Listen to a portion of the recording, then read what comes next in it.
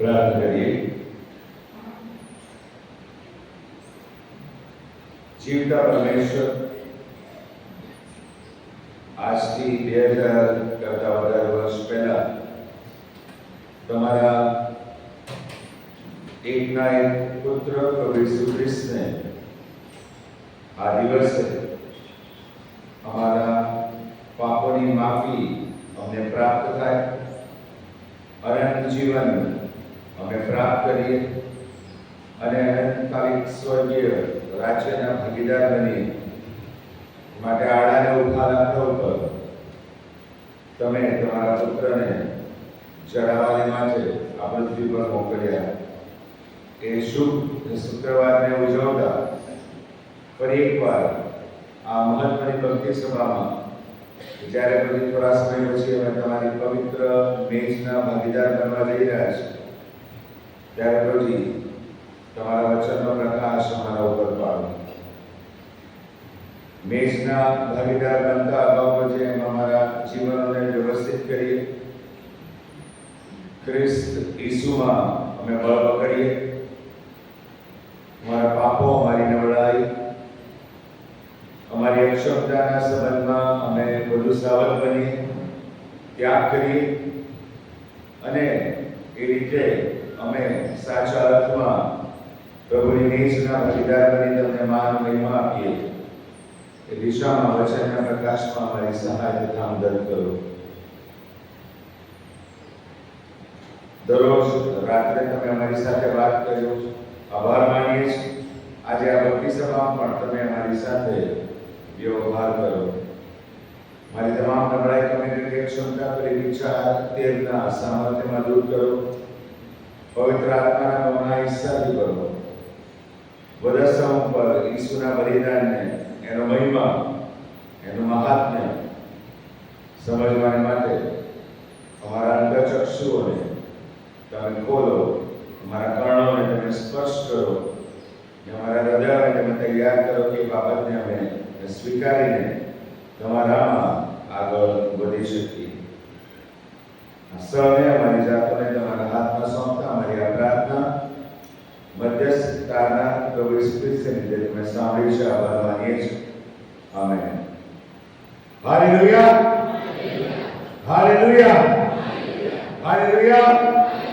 પ્રભુના નામની સ્તુતિ કરીએ છીએ, પ્રભુનો આભાર માનીએ છીએ. મનુષ્ય તવારીખના એક મહાન દિવસમાં આજે આપણે આવીને ઉભા રહ્યા છે. 2000 કરતા વધારે વર્ષ પહેલા મારા તમારા તારનાર પ્રભુ ઈસુ ખ્રિસ્તને આ દિવસે વધસ્તંભે ચડી દેવામાં આવ્યા. એ સારું કે મારે તમારે સારું અનંત જીવન ખુલ્લું મૂકવામાં આવે, પાપની માફીની જે યોજના છે પરિપૂર્ણ થાય અને એમ કરતા પાપ અને મૃત્યુના દંડમાંથી આપણને મુક્ત કરવામાં આવે. થોડી સમય પછી આપણે આ પવિત્ર મેજના પણ ભાગીદાર બનીશું. એમાં જે તત્વો છે એ બહુ સૂચક રીતે આ દિવસે 2000 વર્ષ પહેલા પ્રભુ ઈસુ ખ્રિસ્તના બંધાયેલા શરીર અને એમણે વેવડાવેલા રક્તની પ્રતિકૃતિ છે અને આપણે ગ્રહણ કરવાના છે. ત્યારે આવો મારા ભાઈ બહેનો વચનના પ્રકાશમાં આપણે ઉત્તેજન પામી આપણી જાતોને તૈયાર કરીએ અને આ મેજના ભાગીદાર બનીને પ્રભુ ઈસુ ખ્રિસ્તના એ મહાન બલિદાનને યાદ કરતા ઈસુ સાથેના સંબંધમાં આપણે વિશેષ આગળ વધીએ. વિશ્વની તારીખ વાળા ભાઈ બહેનો બદલાઈ રહી છે. શરૂઆતની જે મંડળી હતી એ મંડળીના કેન્દ્ર સ્થાને, મંડળીના ઉપદેશના કેન્દ્ર સ્થાને પ્રભુ ઈસુ ખ્રિસ્તના પુનરુત્થાનની વાત હતી. તમે પાઉલના પત્ર વાંચો, પ્રેરિતોના કૃત્ય વાંચો તો જે સંદેશાઓ આપવામાં આવતા હતા એ સંદેશાઓના કેન્દ્રમાં પ્રભુ ઈસુ ખ્રિસ્ત પુનરુત્થાનિત પ્રભુ ઈસુ ખ્રિસ્ત છે એ બાબત ઉપર બહુ જ ભાર મૂકવામાં આવતો હતો. કારણ કે એ સમયે શૈતાને ઘણા બધા લોકોના મન આંધળા કર્યા હતા. જુદી જુદી બાબતો, જુદા જુદા મત પ્રવર્તતા હતા કે ઈસુનું પુનરુત્થાન થયું નથી, શિષ્યોએ આમ કર્યું, શિષ્યોએ તેમ કર્યું, વગેરે વગેરે. સમય પસાર થયો, પ્રભુ પવિત્ર આત્માએ મિશન જે આખું હતું, સુવાર્તાનું મિશન, ટુ સેવ ધ અનસેવ્ડ, લોકોને બચાવવાને માટેની જે આખી પ્રભુની યોજના હતી, એ યોજના ધીમે ધીમે આગળ વધી વિશ્વના ફલક ઉપર એક મહાન આત્મિક જાગૃતિની શરૂઆત થઈ. જુદા જુદા દેશમાંથી મિશનરીઝ ઊભા થયા અને આખી દુનિયામાં ફેલાઈ ગયા. પ્રેરિતોના કૃત્યના પહેલા અધ્યાયમાં પ્રભુ ઈસુ ખ્રિસ્તનું સ્વર્ગારોહણ આપણને જોવા મળે છે. પણ ત્યાં શિષ્યોને બહુ સ્પષ્ટ કહેવામાં આવ્યું હતું કે જ્યાં સુધી પવિત્ર આત્મા તમારા પર ના આવે ત્યાં સુધી તમે આ યરુશલેમ છોડીને જતા નહીં. અને પછી ત્યાં પણ લખવામાં આવ્યું છે કે ત્યારે તમે યરુશલેમમાં, યહૂદિયામાં, સમરૂનમાં અને પૃથ્વીના છેડા સુધી તમે મારા સાક્ષી થશો. That was a mission. એ આખી પ્રભુની યોજના હતી.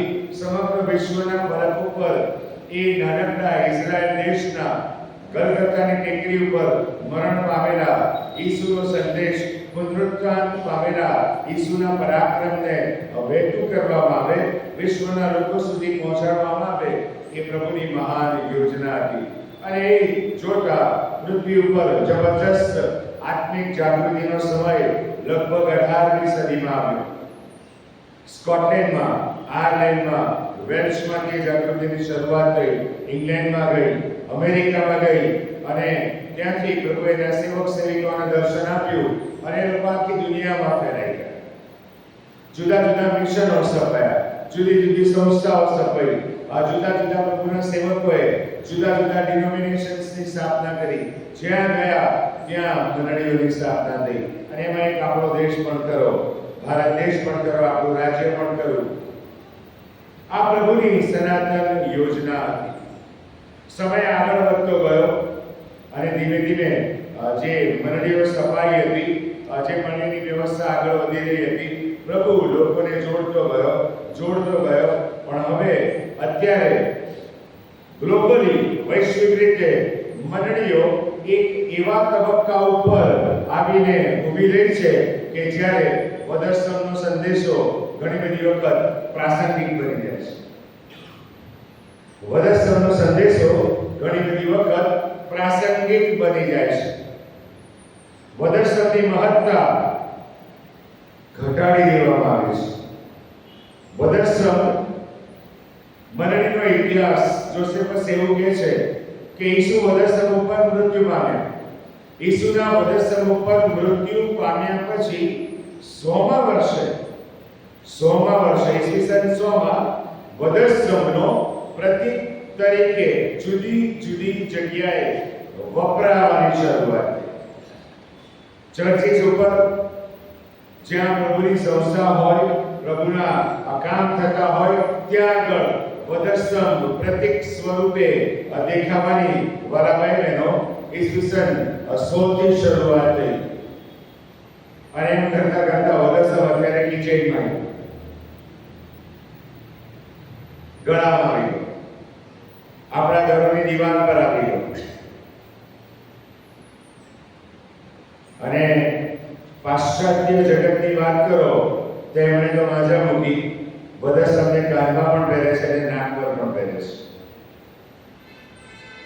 વધસ્તંભ એ પૃથ્વી પર પ્રભુ ઈસુ ખ્રિસ્તના અપાયેલા સૌથી પવિત્ર બલિદાનની સૌથી પવિત્ર વેદી છે. એ વેદી છે જેની પર પાપ રહિત ઈસુને સમસ્ત વિશ્વના પાપને માટે જડી દેવામાં આવ્યા. અને એ આખી જે યોજના હતી એ 100% બાઇબલ આધારિત યોજના હતી. બાઇબલમાં જે હલવાન માટેના નિયમો આપવામાં આવેલા હતા એ પ્રકારની યોજના હતી. અને વધસ્તંભ ઉપર ઈસુના ચડાવવાની સાથે એ યોજનાની પરિપૂર્ણતા હતી. યશાયા 53માં એનો આખો ચિતાર આપવામાં આવેલો છે.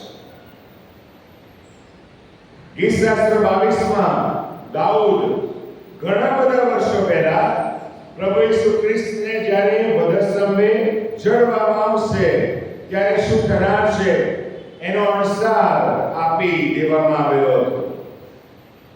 પણ એ વધસ્તંભનું શિક્ષણ, એ વધસ્તંભની પવિત્રતા, એ વધસ્તંભના પરાક્રમને કોઈક રીતે આજે મેં અને તમે કદાચ ઘટાડી દીધું છે. અને આવો આજે આ શુભ શુક્રવારના દિવસે એ વધસ્તંભની મહત્તાને આપણે ફરી પુનર્જીવિત કરી, એ વધસ્તંભના મહાત્મ્યને ફરી ગ્રહણ કરી, એ આડાને ઊભા લાકડા પર ચડાયેલા એ ઈસુના રક્તના પરાક્રમનો સ્પર્શ આપણા જીવનમાં થાય અને એ સ્પર્શ સાથે, એ રૂપાંતર સાથે આપણે ઈશ્વરની આ પવિત્ર મેજના ભાગીદાર બનીએ તો એ સાચા અર્થમાં ગુડ ફ્રાઈડે, શુભ શુક્રવાર. આ દિવસ શોકનો અથવા ગ્લાનિનો દિવસ નથી. આ દિવસ આપણા મોઢા વિલાયેલા થઈ જાય યા આપણે બહુ દુઃખ વ્યક્ત કરીએ અથવા તો આપણે જાણે કે ઈસુ જે મરણ પામ્યા એની પીડામાં આપણે અત્યંત ડૂબી જઈએ એના માટે આ દિવસ નથી. આ મહાન છુટકારાનો દિવસ. It's a day of redemption. સ્વતંત્રતાનો દિવસ, બંધન મુક્તિનો દિવસ છે અને આ મહા આનંદનો દિવસ છે. વધસ્તંભ પર ઈસુના મૃત્યુ સાથે ઘણી બધી બાબતો બની અને એને આપણે ઝડપથી જોઈ જઈશું. સમયની મર્યાદામાં આપણે આગળ વધીશું કારણ કે હજુ મેચના ભાગીદાર બનવાનું છે. માથેની સુવાર્તામાં આપણે વાંચ્યું પ્રભુ ઈસુ ખ્રિસ્તને વધસ્તંભે ચડાવવાને માટે મોકલી આપવામાં આવ્યા. પોપ્યુલારિસ્ટિક પોલિટિક્સ રોમન સરકાર એ સમયે ખેલી રહી હતી. પિલાતની સૂચક હાજરી એ રોમન સરકારની કોઈ અસર ના થાય માટે ત્યાં આગળ હતી. કારણ કે ઘણા બધા બળવાખોર લોકો એ સમયે ઊભા થયા હતા જે રોમન સરકારની વિરુદ્ધમાં બળવો કરતા હતા, સરકારને ઉથરાવી દેવાનું કાવતરું ઘડતા હતા અને એ સમુદાયને ઝેરોટસ કહેવામાં આવે છે. પિલાતની ત્યાં હાજરી કાયદો અને વ્યવસ્થા જાળવવાને માટે. પણ આપણે શાસ્ત્ર વાંચીએ છીએ, અભ્યાસ કરીએ છીએ, યહૂદી ધાર્મિક આગેવાનો ઈસુની એટલા બધા વિરુદ્ધ થઈ ગયા કે એ લોકોએ નક્કી જ કરી નાખ્યું કે ઈસુને ખતમ કરી દેવામાં આવે. પણ વક્રતા એ હતી કે યહૂદી પ્રજા પાસે મરણદંડની કોઈ જોગવાઈ હતી નહીં અને માટે રોમન સરકારની ડિક્રી જોઈએ, રોમન સરકારનો આદેશ જોઈએ, રોમન સરકારની પરવાનગી જોઈએ તો ઈસુને વધસ્તંભે ચડી શકાય. અને એમાં યહૂદી આગેવાનો આન્નાસ, કાયાફાસ સફળ થયા અને પિલાતે તો હાથ ધોઈ નાખ્યા અને કહી દીધું એને વધસ્તંભે ચડાવો, બારાબાસને છોડી દેવામાં આવે. કારણ કે એ હતી એ સમયે એકના બદલે એકને છોડી દેવાની વાત આવે ત્યારે ઘણા બધા ગુનેગારો પણ છૂટી જતા હતા અને નિર્દોષ મરી પણ જતા હતા. અહીંયા તો સાચા અર્થમાં નિર્દોષ વ્યક્તિ મરી રહી હતી અને ગુનેગાર મુક્ત થઈ રહ્યો હતો. કેટલો મોટો વિરોધાભાસ! જે લોકો માટે, જે લોકોના ઉદ્ધારને માટે, વિશ્વ તારણને માટે ઈસુ આવ્યા હતા એ જ લોકો ઈસુને આ દિવસે 2000 વર્ષ પહેલા વધસ્તંભે ચડાવવાને માટે કટિબદ્ધ હતા. 2000 કરતા વધારે વર્ષ પહેલા બરોબર સવારે આપણા સવારના 9 વાગે આ પ્રોસેશનની ગલગથા તરફ શરૂઆત થઈ હશે. રોમનો ઇતિહાસ કહે છે પ્રમાણે સૌથી ક્રૂર શિક્ષા કરવામાં માહિર લોકો હતા. વદરસમની શિક્ષા આમ તો આસુરના જે લોકો હતા એમના દ્વારા ઉદ્ભવેલી શિક્ષા હતી, પણ રોમનોએ એ શિક્ષાને મોડિફાઈ કરી, એ શિક્ષાને વધારે ક્રૂર બનાવી, એ શિક્ષાને વધારે ઘાતક બનાવી કે એ શિક્ષા જોઈને રોમન સલ્તનતની સામે કોઈ વિરુદ્ધ જવાનો વિચાર પણ ના કરે. જે વ્યક્તિને વધસ્તંભે લઈ જવાનો હોય એના ગુનાની તીવ્રતા પ્રમાણે અથવા તો એ વ્યક્તિના સંદર્ભમાં રોમન સૈનિકો એનો રૂટ નક્કી કરે અને પરિપથ ઉપર વધસ્તંભે મરનારી વ્યક્તિને ચલાવીને લઈ જવામાં આવે, ઘણા બધા લોકોની આગળ એને રજૂ કરવામાં આવે અને પરાકાશ સ્વરૂપે એને વધસ્તંભે ચડી દેવામાં આવે. ઈસુના સંદર્ભમાં જે થયું એ કોઈ સામાન્ય ગુનેગારના સંદર્ભમાં બન્યું એવું નહોતું. માથેની સુવાર્તાનું વાંચન કરવામાં આવ્યું, ત્યાં આગળ બાઇબલ એવું કહે છે, અને પિલાતે ઈસુને વધસ્તંભે ચડાવવા માટે સોંપી દીધો. સાથે એવું લખ્યું છે, કોરડા મરાવીને. ઈસુને કોરડાનો માર પડ્યો, ઈસુને સોટીઓનો માર પડ્યો, ઈસુના મોઢા પર મુક્કીઓ મારવામાં આવી, ઈસુના મોઢા પર થૂંકવામાં આવ્યું,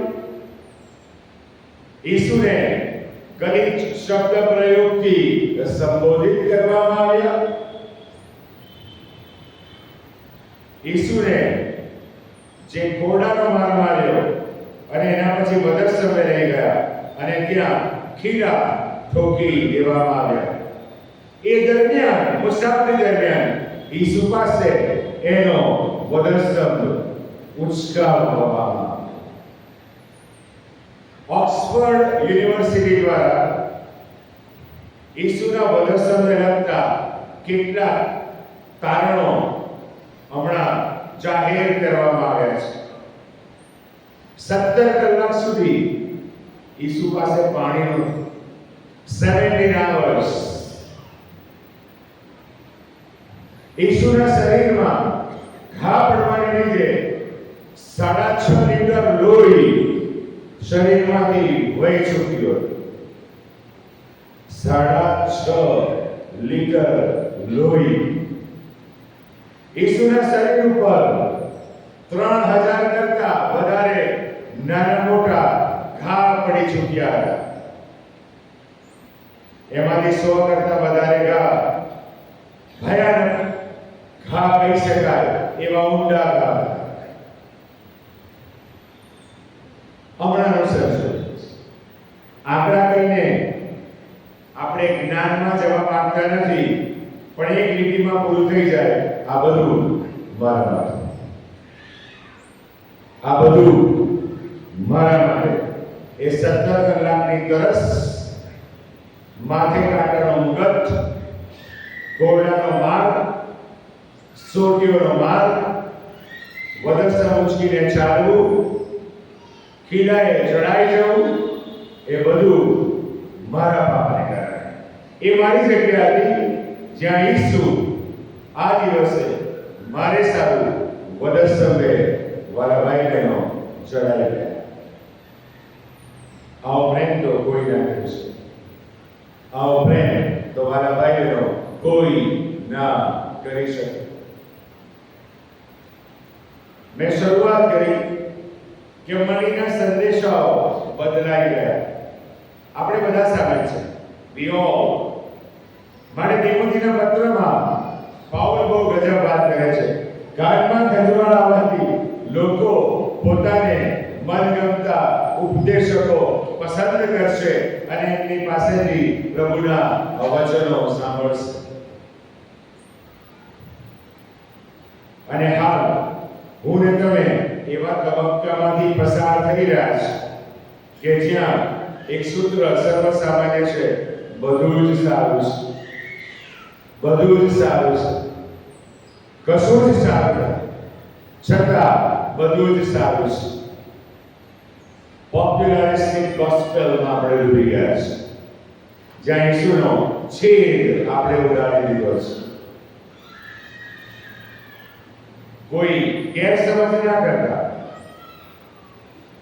હું પણ સામેલ છું, આપણે બધા સામેલ છે. મંડળીઓ આપણી પ્રવૃત્તિથી ધમધમે છે, મિશનથી નહીં. We are activity oriented people.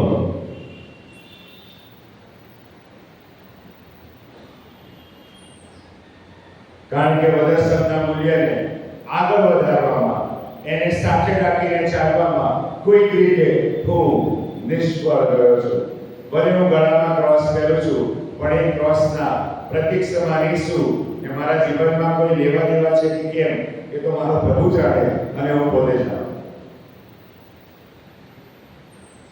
એવા તબક્કામાંથી આજે હું અને તમે પસાર થઈ રહ્યા છે. અત્યારે પાઉલ મને તમને બહુ ગજબ વાત કરે છે. પાઉલ જે વદસમની વાત કરે છે, અને પાઉલ કોરિન્થીના પહેલા પત્રના 17 થી 24 કલમમાં ઈસુના વદસમના સંદર્ભમાં જે વાત કરે છે એ બહુ અજાયબ જેવી છે. 18મી કલમ, કેમ કે નાશ પામનારાઓને તો વદસમની વાત મૂર્ખતા જેવી લાગે છે, પણ અમો તારણ પામનારાઓને તો તે ઈશ્વરનું સામર્થ્ય છે. વદસમ એ સામર્થ્યવાન પ્રતીક છે. વદસમ શિક્ષાનું પ્રતીક નથી. ભલે રોમન સલ્તનત માટે અથવા તો રોમન લોકો માટે એ કદાચ ક્રૂર શિક્ષાનું પ્રતીક હોઈ શકે, પણ વિશ્વાસી સમુદાયને માટે, પ્રભુના નામથી ઓળખાતા લોકોને માટે વદસમ એ સામર્થ્યનું પ્રતીક છે. કારણ કે વદસમ ઉપર ઈસુના ચડાઈ જવાની સાથે ઘણી બધી બાબતોને બાઇબલના ઈશ્વરે જડમૂળથી બદલી નાખી. એદનવાડીમાં જે ઘટનાક્રમ બન્યો અને આખી પૃથ્વી શ્રાપિત થઈ અને પૃથ્વી શ્રાપમાં પીડાવા લાગી. રોમિયોના પત્રના 8મા અધ્યાય પ્રમાણે સૃષ્ટિ પણ આ દાસત્વમાંથી મુક્ત થવાને માટે ઝંખતી હતી.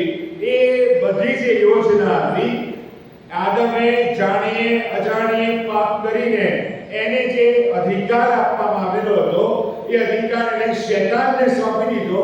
એ તમામ અહીંયા આગળ વદસમના મૃત્યુ સાથે ઈશ્વર રદ બાતલ કરે છે.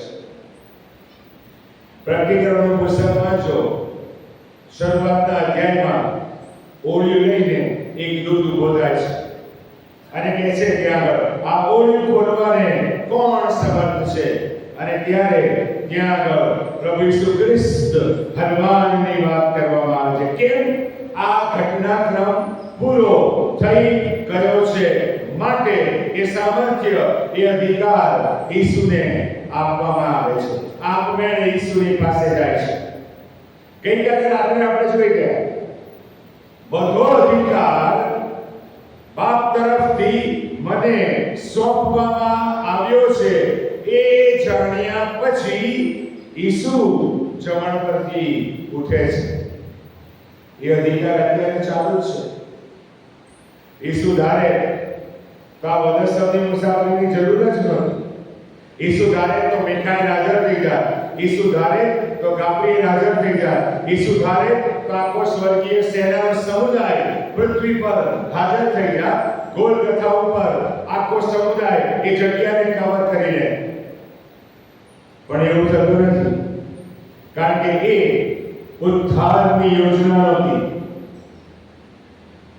એ હનુમાનના વધ થઈ જવાની યોજના હતી, જેના ઈસુ ભાગરૂપ બની રહ્યા છે.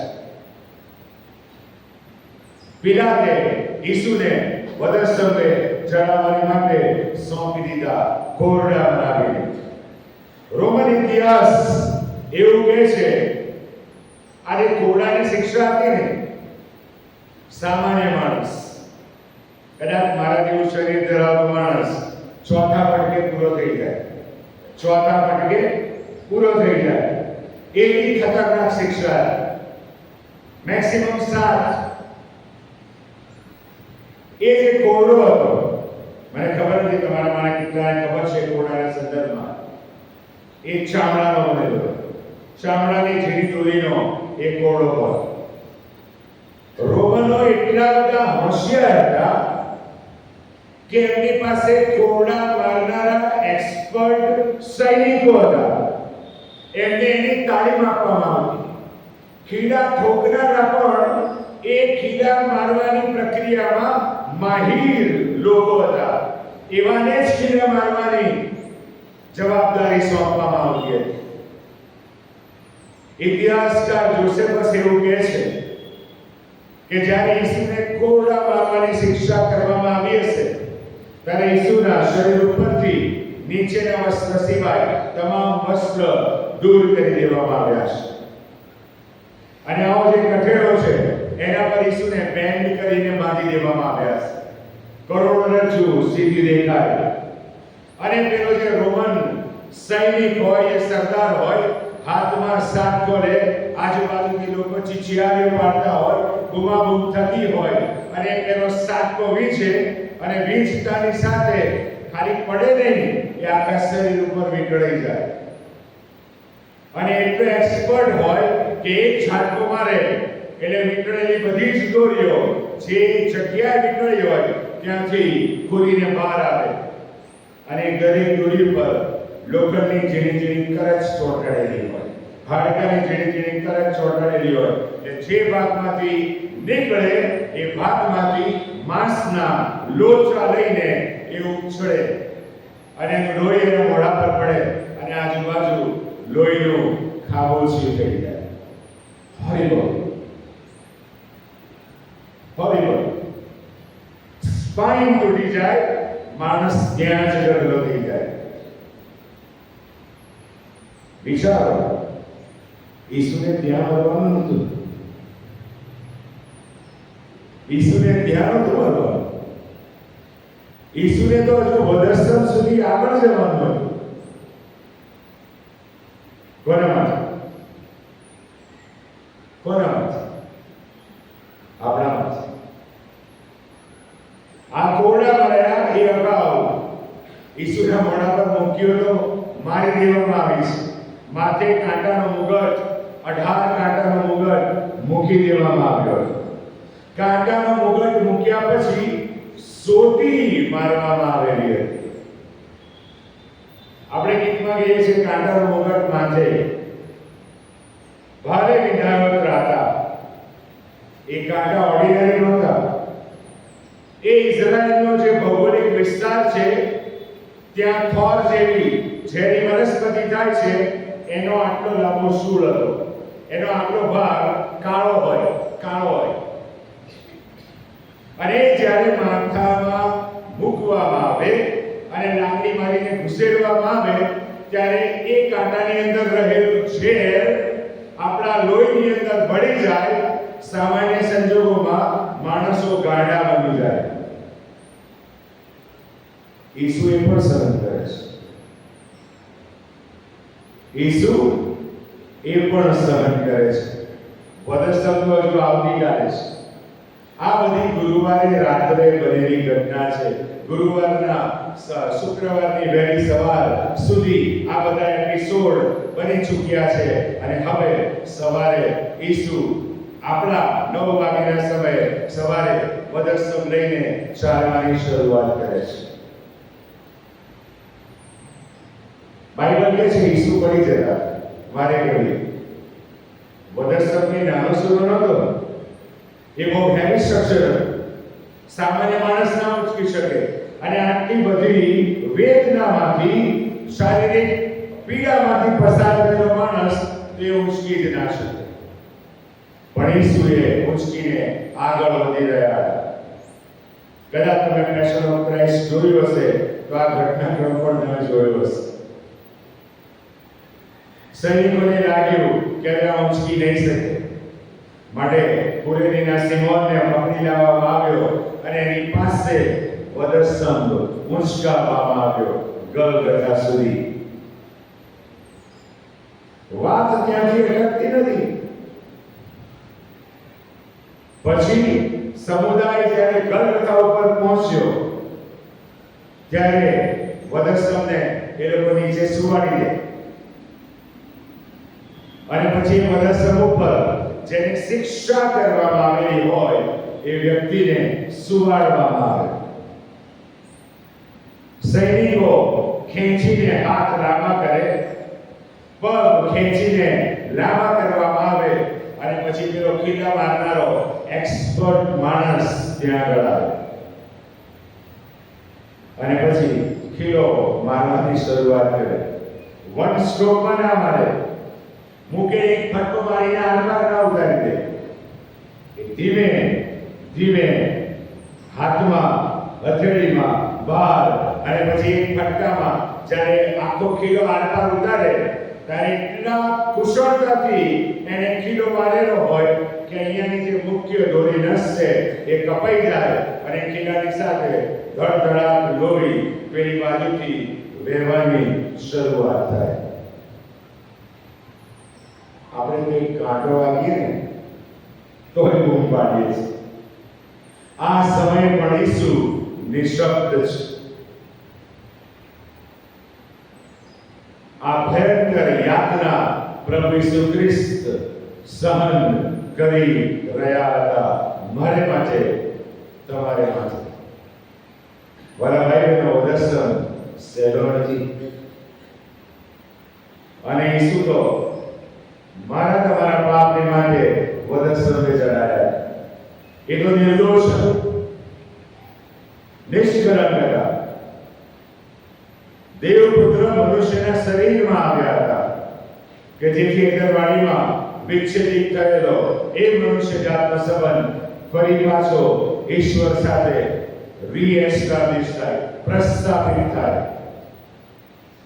એ યોજનાની આ પરાકાષ્ઠા હતી અને માટે ગઈકાલે રાત્રે જ્યારે ઈસુએ આ સંસ્કાર આપ્યો ત્યારે શિષ્યોને અગાઉથી જ કહ્યું હતું, લો ખાઓ, આ મારું શરીર છે જે તમારે સારું ભાંગવામાં આવ્યું છે. અને પ્યાલો લઈને કીધું કે આ રક્ત એ નવા કરારનો રક્ત છે જે તમારે સારું વેવડાવવામાં આવ્યું છે. ત્યાં સુધી શિષ્યોની આંખો બંધ નતા સમજી શકે, પણ આ બધો ઘટનાક્રમ જોયો, આ જે બધું થતું જોયું ત્યારે એમને ખાતરી થઈ કે ઈસુના સંદર્ભમાં જે કંઈ પણ લખવામાં આવેલું છે એ અક્ષરશ પરિપૂર્ણ થયું છે અને ઈશ્વરના દીકરાને મહિમાવાન કરવામાં આવ્યો છે. અને શુભ શુક્રવારને જ્યારે આપણે ઉજવી રહ્યા છે ત્યારે કેટલીક બાબતો તમારી સાથે શેર કરીને હું પૂરું કરીશ.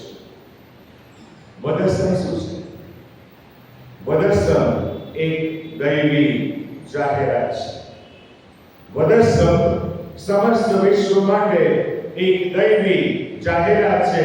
એ વધસ્તંભના ખુલ્લા હાથ આજે સમગ્ર વિશ્વને કહે છે, આવો જગના લોક સગડા ઈસુ રાજા બોલાવે છે. કેમ કે દેવે જગત ઉપર એટલી પ્રીતિ કરી કે એણે પોતાનો એકાકી જન દીકરો આપ્યો. એ સારું કે જે કોઈ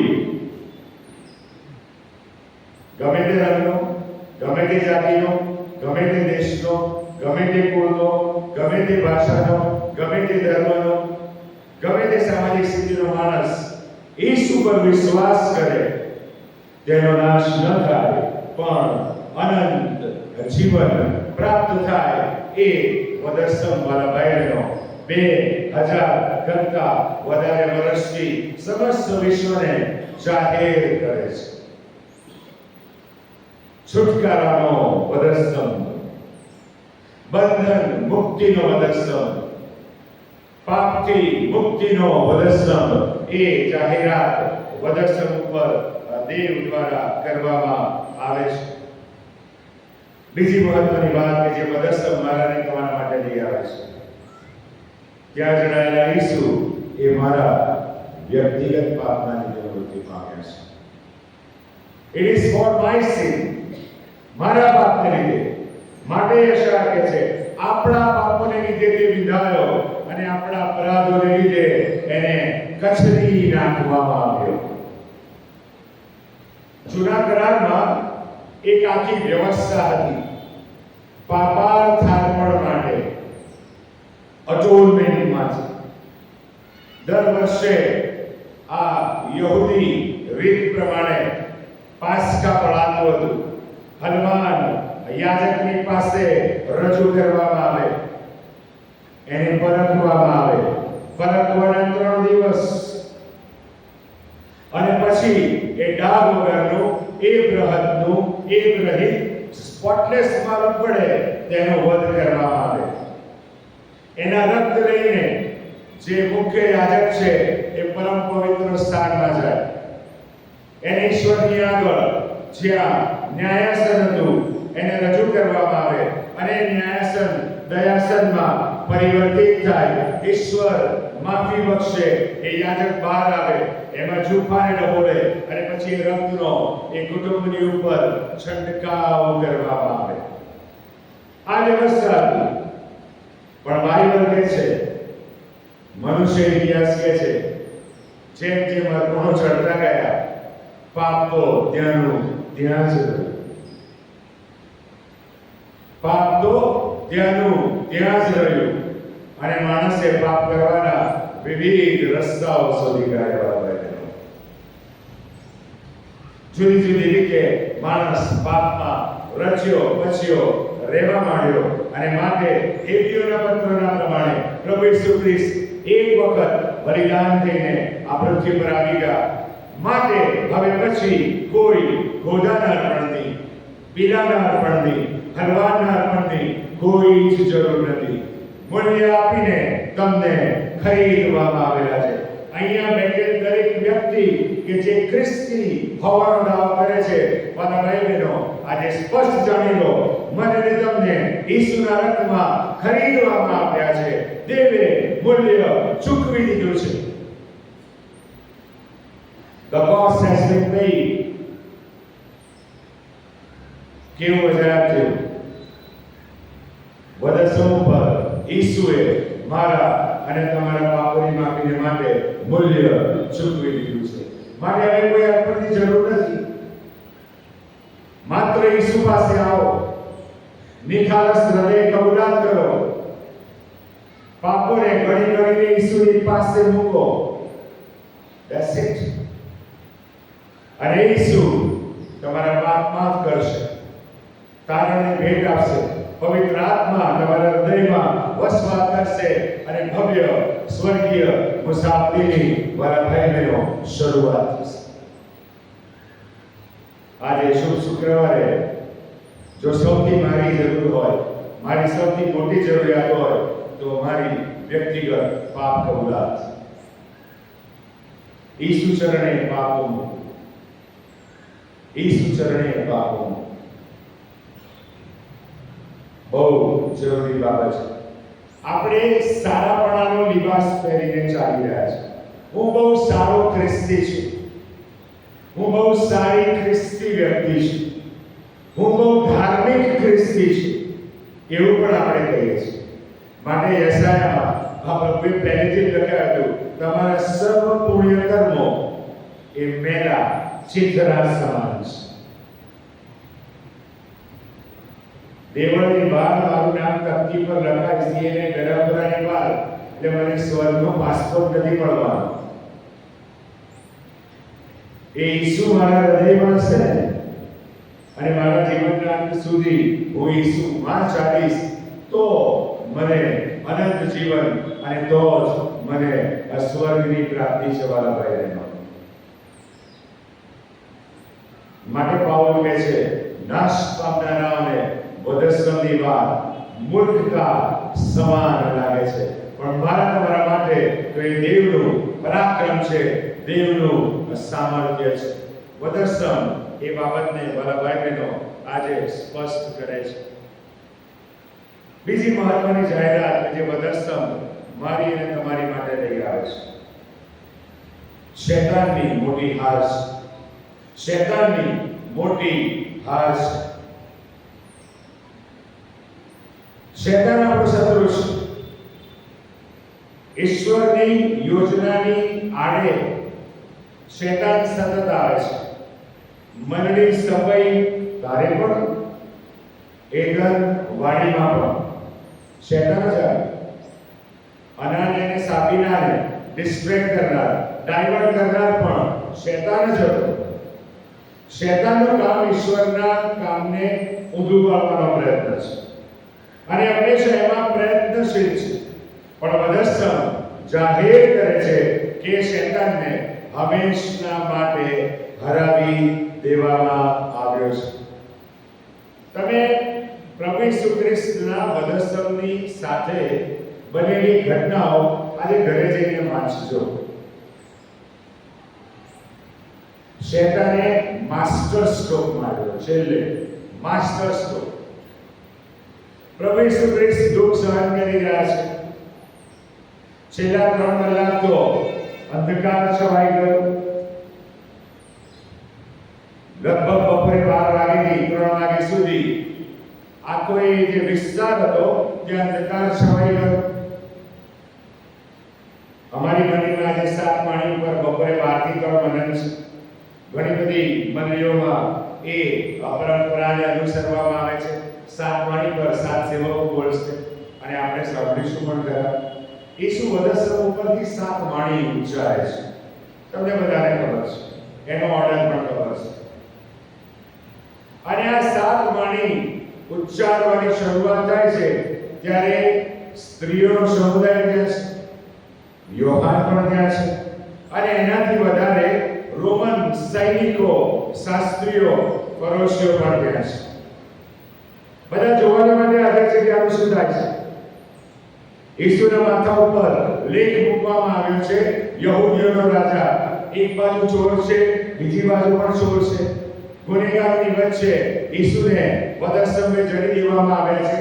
રાહ જોવાઈ રહી છે કે ક્યારે મૃત્યુ પામે.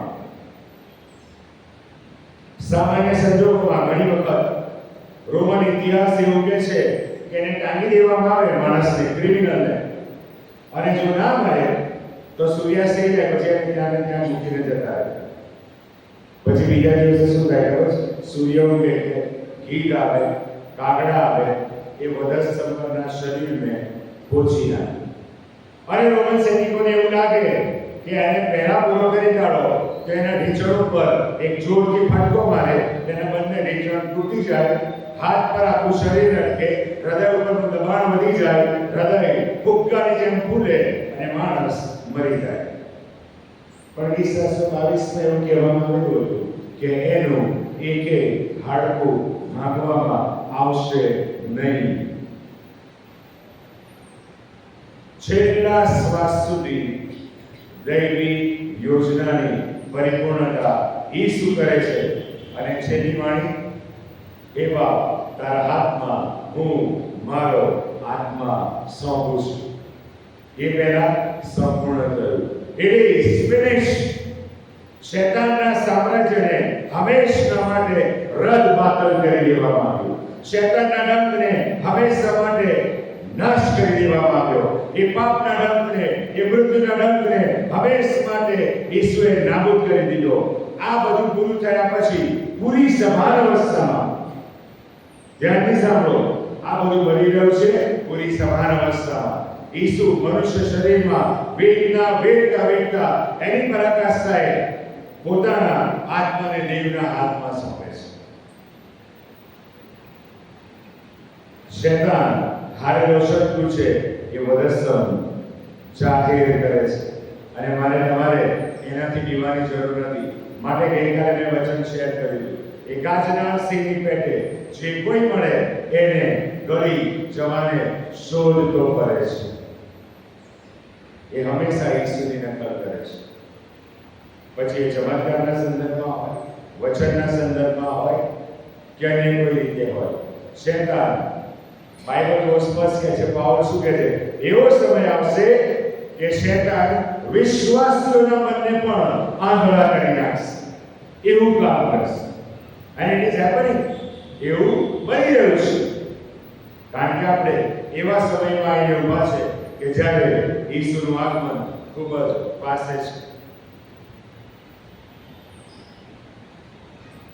ઈસુના વધસ્તંભ ઉપર ચડાવવાની શું થયું? 3 બાબત. અને પછી આપણે પ્રભુની મેચના ભાગીદાર બનવા તરફ આગળ વધીશું. ઈસુનું રક્ત વહ્યું, એ રક્ત ભૂમિ પર પડ્યું, પૃથ્વી માટેની કિંમત પણ ચૂકવાઈ ગઈ. સમયનો અભાવ છે, એ રક્ત પડ્યું, વહ્યું અને ક્યાં ગયું એ પણ બહુ મોટો વિષય. બધું બિબ્લિકલ બની રહ્યું, શાસ્ત્રોક્ત આ ઘટના બની રહી હતી. પણ પૃથ્વીને શૈતાનના દાસત્વમાંથી મુક્ત કરવામાં આવી, પાપને હંમેશા માટે નાબૂદ કરી દેવામાં આવી. બાઇબલ જુદા જુદા 54 પ્રકારના પાપની વાત કરે છે. 54 types of sin. સ્વાભાવિક પાપ, જૂઠું બોલવું, અને પરાકાષ્ઠાનો પાપ, વ્યભિચારનો પાપ. અને બે વચ્ચે બીજા ઘણા બધા પાપની બાઇબલ વાત કરે છે. પત્ર વાંચો, સુવાર્તા વાંચો તો બાઇબલ બહુ સ્પષ્ટ કરે છે બાબતને માટે.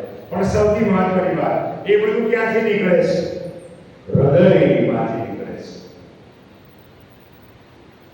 હૃદયમાંથી નીકળે છે. ઈસુ પોતે કહે છે, જે માણસને વટાળે છે એના પેટમાંથી નથી નીકળતું, એના હૃદયમાંથી નીકળે છે. એટલે ચોરી, છિનાળા, વ્યભિચાર વગેરે વગેરે. માટે પાવલે કહ્યું, તમે દેવનું મંદિર છો, તમારામાં દેવનો આત્મા વસે છે. ક્યાં વસે છે? અહીંયા વસે છે. આ અને આ 1.5 ફૂટનું અંતર. ઘણા અહીંયા જ અટકી જાય છે આખી જિંદગી સુધી, અને ઈસુની પાસે આવી શકતા નથી. Your mind is battlefield. શૈતાન અહીંયા પ્લાન્ટ કરે છે, અહીંયા નહીં. આપણે અહીંથી અહીંયા લઈ જઈએ છીએ. આપણે અહીંયા લઈ જઈએ છીએ. અને પછી જીવન બાહ્ય રીતે તો સુશોભિત, દોડેલી કબરના જેવું. પણ એ શું કહે છે? ખોલો તો અંદર જોવી ના ગમે એવા આપણા જીવનો છે, મારું જીવન છે.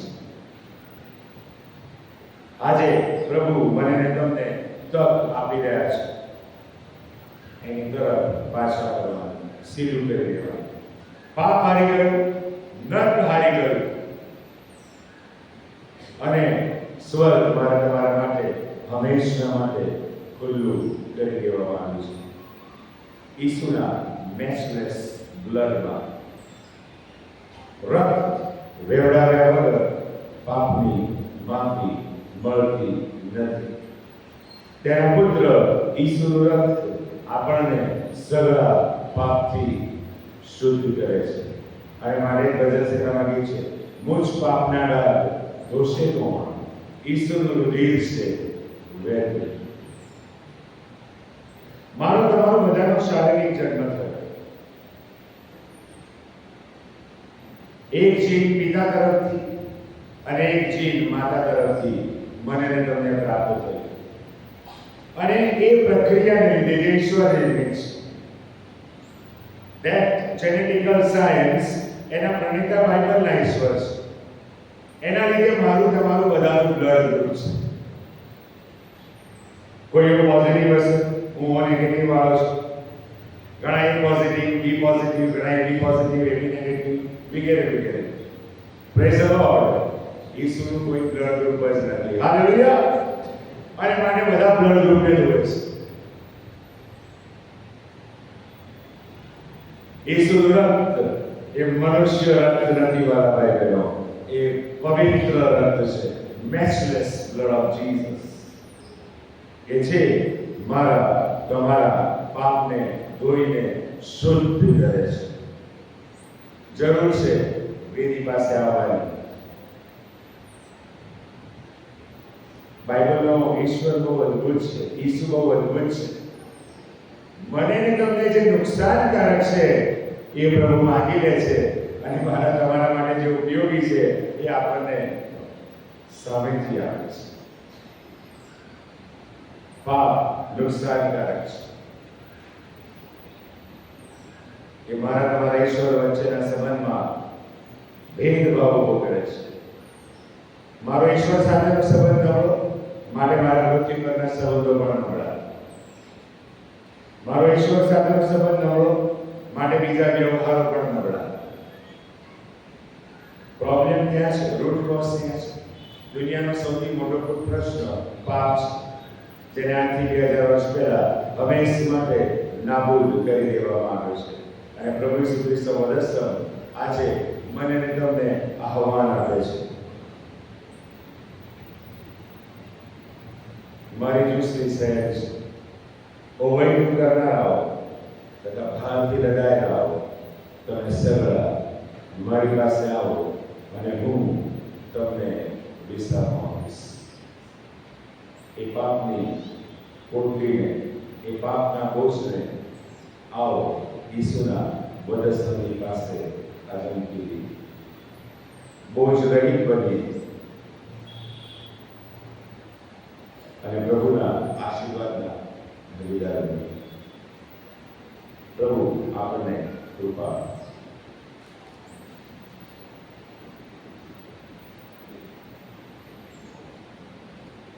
વચનને માટે ઈશ્વરનો આભાર માને છે, ધન્યવાદ, પ્રભુની સ્તુતિ કરીએ છીએ. આ એક વસાણું છે. રવિવારથી રવિવાર સુધી આખું અઠવાડિયું આ વચન દ્વારા આપણને વસાણું મળે છે. એટલે કે આ વસાણું આખું વર્ષ આપણને ચાલે. હું એક દિવસે મુલાકાતે ગયો હતો. એક દાદાએ મને કીધું કે અમારા ઘરે દીકરાનો જન્મ થયો ને, તો કે અમે બહુને 15 કિલો ઘી ખવડાવ્યું. 15 કિલો ઘી ખવડાવ્યું. દાદા કેમ? એ જીવશે ત્યાં સુધી ચાલશે એને, એટલી શક્તિ એનો મળશે. આ જે રવિવારથી લઈને રવિવાર સુધી આખું અઠવાડિયું એ મધસ્તંભની વાતો, આખું વર્ષ આપણને જીવન જીવવામાં મદદરૂપ બની રહેશે. એ પછી પ્રશ્ન હોય કે દુઃખો હોય કે બીમારીઓ હોય કે તંગી હોય કે ગમે તેવી બાબત હોય, આજે આ વચન જે સાંભળેલું છે એ આપણા કામમાં આવશે. એ આપણને શક્તિ આપશે, નિર્ણયો આપશે, જીવન જીવવા માટે હૂંફ આપશે, સામર્થ્ય મળશે. હજુ 3 દિવસ બાકી છે. આજે સાંજે પર, આવતીકાલે સાંજે પર અને રવિવાર સુધી ચૂકશો નહીં. આ વસન છે એને ચૂકશો નહીં. આ વચનના પ્રકાશમાં આપણે પ્રાર્થના કરીશું અને જોની અંકલ આપણે વચનના પ્રકાશમાં પ્રાર્થનાનો દિવસ છે.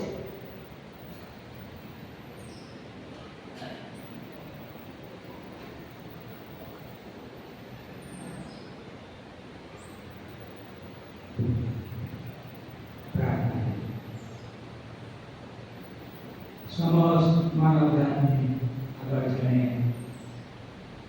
પોકાર કર્યો કે તેઓને જીવન મળે અને પુષ્કળ મળે, માટે હું માંગુ છું. પિતાજી, આ પવિત્ર પર્વના દિવસો આખું વિશ્વ જ્યારે ઉજવી રહ્યું છે, એની સાથે સિંહના એક નાનકો તરીકે અમે પણ આ પવિત્ર પર્વની ઉજવણી છેલ્લા 6 દિવસથી પ્રભુ અમે કરી રહ્યા છીએ. સતત 6 દિવસો સુધી તમે અમારી સાથે વાત કરી છે. તમારું વચન કહે છે દાનિયેલ 2:28માં કે આકાશમાં એક એવો દેવ છે કે જે મર્મો ખોલે છે. તમારા દાસ દ્વારા એ મર્મો સળંગ સપ્તાહ દરમિયાન મારી આગળ મર્મો ખુલ્લા મૂકવામાં આવ્યા. અને આજે મારા પ્રભુ તમારું વચન શાસ્ત્ર 8:4માં કહે છે, માણસ કોણ કે તું તેનું સ્મરણ કરે, મનુષ્ય પુત્ર કોણ કે તું તેની મુલાકાત કરે. પ્રભુએ વધસ્તંભની વાસ્તવિકતા આજે અમારી આગળ તમારા દાસ દ્વારા ખુલ્લી મૂકવામાં આવી છે. આજે પણ મારા પ્રભુ સતત સપ્તાહ દરમિયાન પવિત્ર આત્માની દોરવણી દ્વારા બીજો રાજા 2:9 પ્રમાણે મારા પ્રભુ આત્માનો હિસ્સો તમારા સેવકને તમે આપ્યો. આજે અમે જોઈ શક્યા છે. આજે ખરેખર મારા પ્રભુએ ગલગથાના 3 વધસ્તંભો અમારી આગળ ખુલ્લા મૂકવામાં આવ્યા છે. વચ્ચે ઉદ્ધારનો વધસ્તંભ છે, ત્યાં પ્રભુ ઈસુ ખ્રિસ્ત છે. જમણી બાજુએ જમણા ચોરનો પસ્તાવાનો વધસ્તંભ છે અને ડાબી બાજુએ ડાબા ચોરનો નકારાત્મક વધસ્તંભ છે. પ્રભુને જ્ઞાન આપો કયા વધસ્તંભને અમારે પસંદ કરવાનું છે. વધસ્તંભની ગુરુ વાલા પ્રભુ યોજના તમારી ઈચ્છા પ્રમાણે પ્રભુ ઈસુ ખ્રિસ્તમાં આમેનને પરિપૂર્ણ કરવામાં અને વાલા પ્રભુએ પવિત્ર લોહી જે આજે અમારે સામે લેવડાવવામાં આવ્યું અને વાલા પ્રભુ તમારું વચન પણ કહે છે કે મારી યાદગીરીને સારું આપો. આજે વાલા પ્રભુ તમારી યાદગીરીને સારું અમે તમારા શરીરના માંસના ભાગીદાર થનાર છીએ અને રક્ત દ્વારા દ્રાક્ષારસ લોહી દ્વારા તમારા એ રક્તમાં અમે આજે દ્રાક્ષારસનો ઉપયોગ કરનાર છીએ. ત્યારે તમારું વચન કહે છે જ્યારે તારું અર્પણ વેદી પાસે લાવે ત્યારે પ્રથમ તારા દુશ્મનો સાથે સલાહ પિતાજી મન આપો એકબીજા માટે અમારામાં જે બાબતો છે આજે એવું નથી અને પવિત્ર બીજના ભાગીદાર બની એ માટે પ્રભુ તમારા આત્મા અમારી સાથે આજે વ્યવહાર કરે એવી પણ અમે ખાસ પ્રાર્થના કરીએ છીએ. ધન્યવાદ તમારા નામની તમારા પ્રભુ તમારા દાસ દ્વારા અમારા અંતરચક્ષુઓ ખોલવામાં આવ્યા છે અને જેમ ફ્રાન્સિસભાઈએ કહ્યું એ પ્રમાણે હજી પણ સતત 3 દિવસ આપણા પ્રભુ તમારા દાસ દ્વારા અમે અમારા જીવનનો પાઠનારા બનીએ એવી અમે માગણી કરીએ છીએ. તમારા આવતા સુધી અમે અમારી કમર આપીએ અમારા દિવસ કરતા તમને મળવાની તૈયાર થઈએ એવી પણ પ્રાર્થના કરીએ છીએ. અમારી આ પ્રાર્થના કરતા સ્વામી પ્રભુ ઈસુ ખ્રિસ્તના નામમાં સાંભળો માની કરો. આમેન. ભજન સંગ્રહમાંથી ગીત ગાઈશું. ગીત નંબર 111. ભજન સંગ્રહમાંથી ગીત નંબર 111 ગાઈશું. તે સમય દરમિયાન દાનામાં લેવામાં આવશે.